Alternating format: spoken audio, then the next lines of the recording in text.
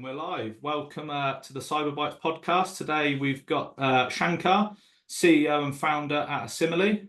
How have you been? I'm good, Ben. Thanks for having me here. Good, good. How's the past few weeks been? What have you been up to? Busy, usual, working with customers, current customers. We are winning new customers, hiring in the team. It's the same process. And, and Black Hat was there last week, so some people were there, so it's been busy. Good, good. And have you managed to chat with any of the guys? What were their thoughts on Black Cat, or is that a week upcoming? No, I think people are just kind of getting back. Obviously, I've been reading a little bit. Seems like it was a great event, but yeah, I haven't had Cool. a full discussion with anyone.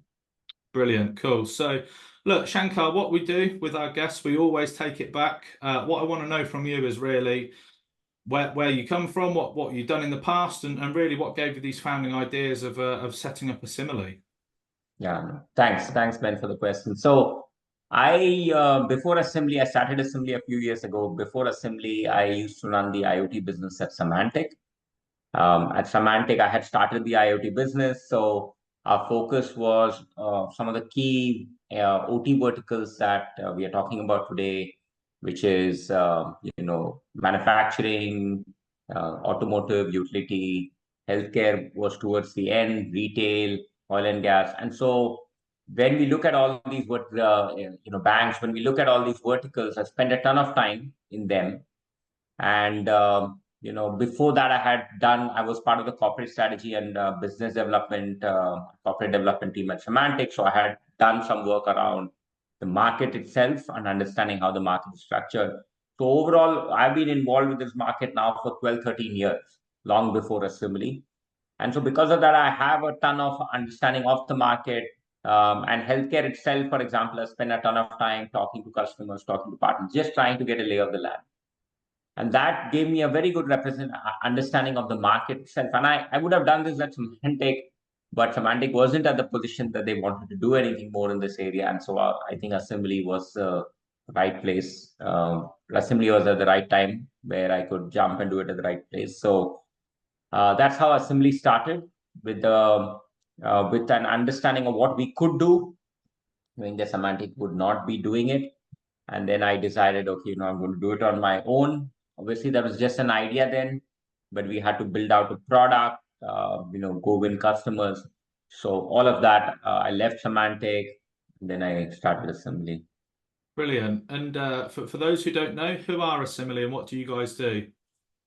Yeah, Assembly, our focus is really on IoT, OT, and IOMT, in visibility and cybersecurity. So for all the devices in the network, which are any IoT, any IOMT, any OT devices, could be on premise, it could be in the cloud. It doesn't really matter. We gather the data from the devices, provide complete visibility into the devices, all the parameters about the device. We help with vulnerability management. Vulnerability management is a unique secret sauce. Not only are we matching the vulnerability, but we're figuring out which of those can be taken advantage of by an attacker in your environment. We are prioritizing them, and then we are providing recommendations outside of segmentation and patching. We can simulate the risk in the environment. We can do threat detection, incident response. We can baseline your devices. We allow you to figure out when there's a deviation, so you can create snapshots for recovery and disaster recovery.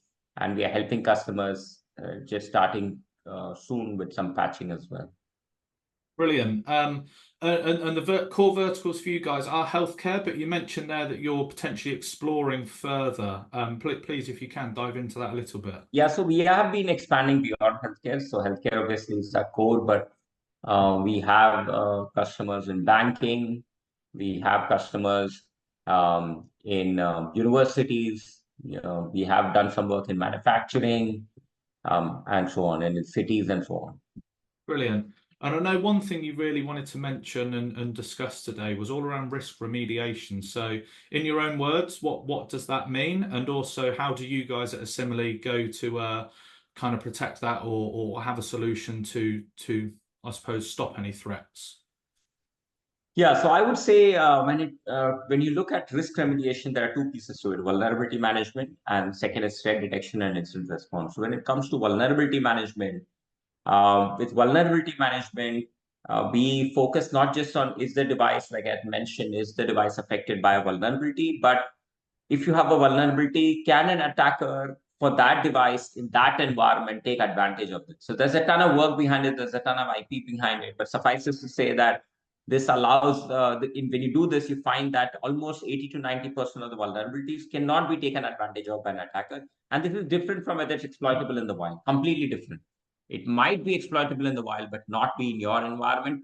And it might not yet be exploited in the wild, but it might be easy to access in your environment. And so that's the analysis we do. And based on that, we provide recommendations. So that helps a lot with proactive remediation because you can minimize the attack vector surface in your environment. When it comes to threat detection and incident response, not just about anomaly detection, it's also about forensic analysis. Can you capture data at the time of the incident? It's about the configuration drift because in 90% of the problems in risk remediation are around configuration drift. If you can tighten the configuration of your devices or on the network, then you can pretty much have a very secure configuration in your network, and you can minimize the cybersecurity issues. And that is something we have recently launched around configuration management. It also helps with disaster recovery. There are things around how do you patch at least some of your devices, some of the IoT devices in the environment. So the entire thing around risk remediation is not just about, hey, matching, giving you a vulnerability, telling you to go segment. You can do that with our product, but and segmentation is a key component, but it's around where is the attacks coming from. That's also a form of segmentation, which we call targeted segmentation. What kind of data can I capture forensic? How do I really protect against configuration changes, which is a root cause of cybersecurity issues? How do I really maybe remediate some of my vulnerabilities without having to segment, targeted segmentation, micro segmentation? Can I patch some of my even at least IoT devices? All of that comprises risk remediation, and there are things we do here which are very unique and differentiated with us. Brilliant. And what is next for you guys in terms of technology? I can imagine as a business that wants to keep growing, you have to stay very innovative. So for you guys in terms of technology, is it purely developing current products, or are you looking to kind of build your stack out at the moment? Yeah, I would say this. I would say when you look at the market itself, I would say the products, our product, still there's a lot of things we're planning to do. And I think in general, when you look at it, it's mostly around asset anomaly detection, a little bit of vulnerability management that other people are doing, and a little bit of segmentation. I think there's still a lot of work to be done. When you look at that, that's probably only 40-50% of the story. We are ahead. We have done a lot more compared to that, and there's a lot more ideas there. So our view is we continue to build new modules, we can put it that way, new additions to the product, however you want to call it, to the product, and we have a ton of ideas on what those would be. Because ultimately we think customers will want to manage their medical IoT, OT, IT, uh, all devices, whether it's on-prem, whether it's in the cloud, everything in a single portal. And it's not just what I want visibility, I want anomaly. They want a full ability to manage these devices.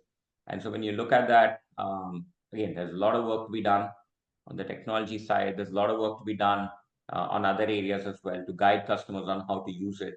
So technology, our innovation is going to continue to evolve rapidly. And every 12 months, every 6 months, we launch a new module. Every 12 months, we see make significant changes.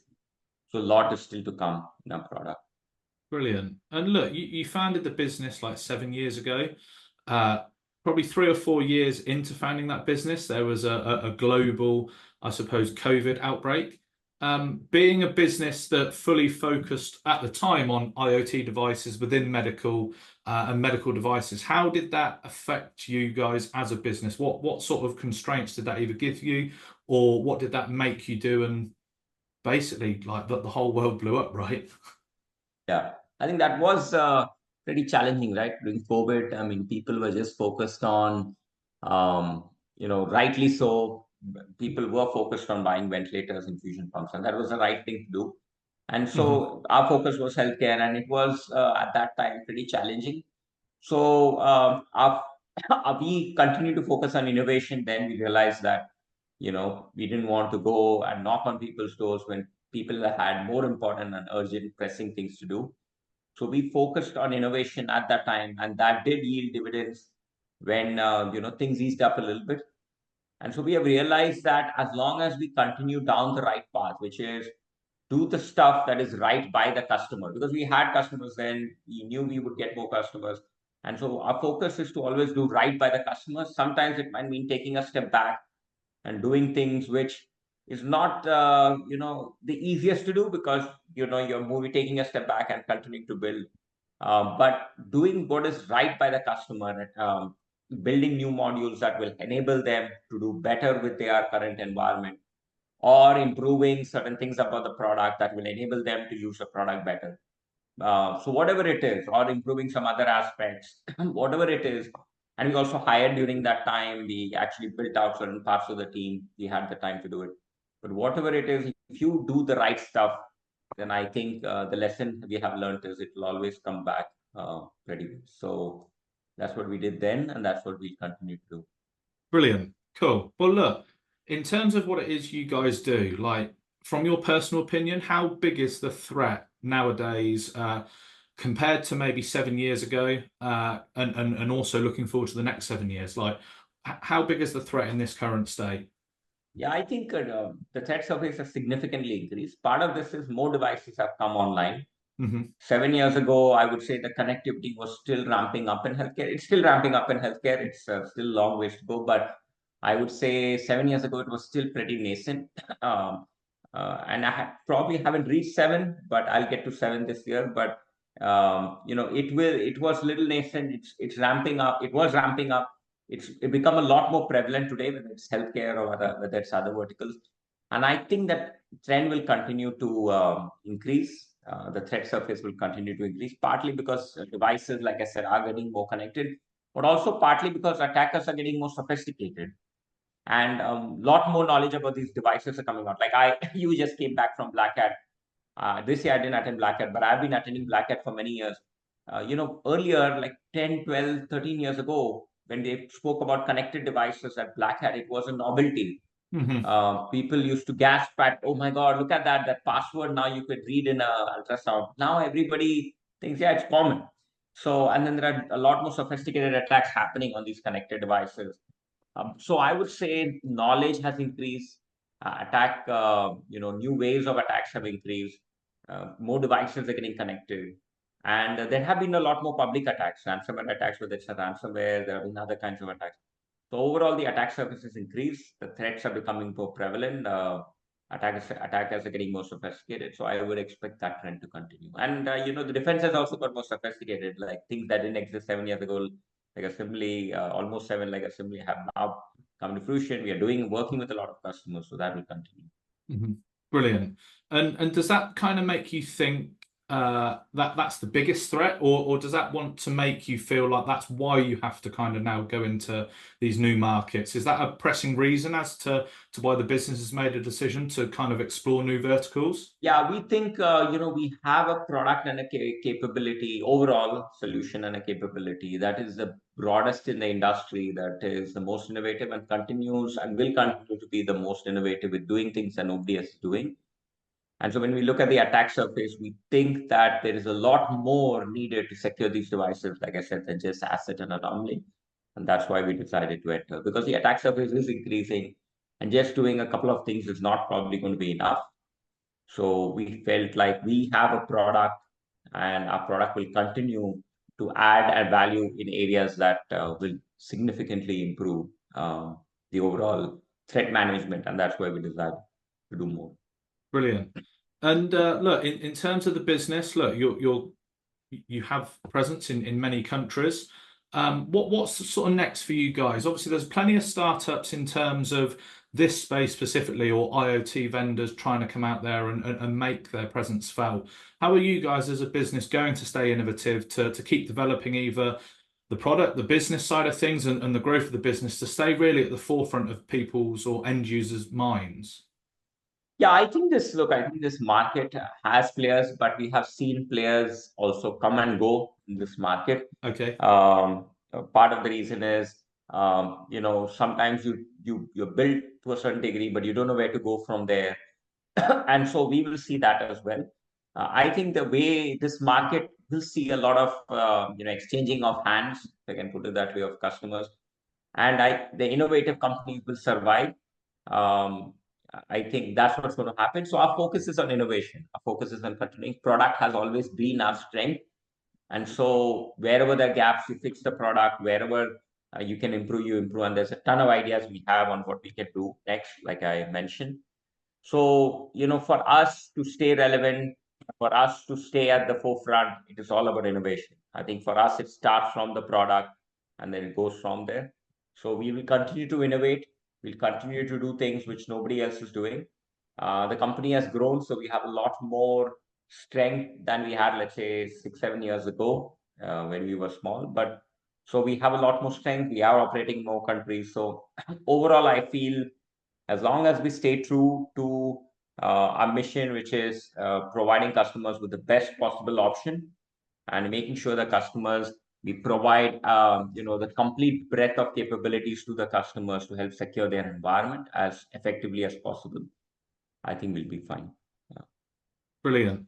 And in terms of like the business itself, obviously, look, I'm sure you have some aspirations that you kind of want to have, and I don't expect you to come on here now and tell me all of your secrets as to what you're going to do. But is there anything that is upcoming over the next sort of 12 months or so that you can kind of let us know and to look forward to? No, I think nothing specific. Like we are going to launch configuration management, which is going to be a big module, which will allow customers to take a snapshot of their devices, figure out what their baseline is, and then figure out when the configuration drifts in the environment. And then based on the configuration, they figure out the root cause. Because if you can figure out when your configuration is drifting and why is it drifting, then you can attack the root cause in your network.